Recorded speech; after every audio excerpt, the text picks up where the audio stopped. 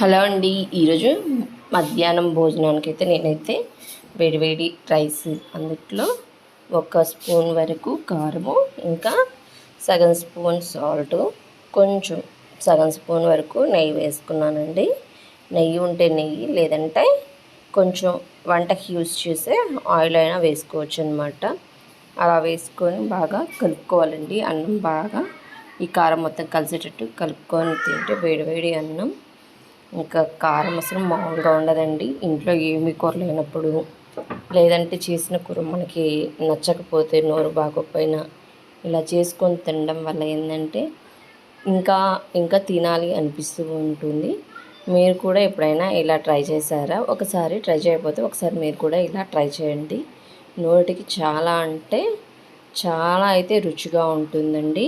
Next time మీరు కూడా ఖచ్చితంగా ట్రై చేయండి. ఇలా కారం వేసి కలిపి ముద్దగా చేసుకొని తింటే ఉంటుంది.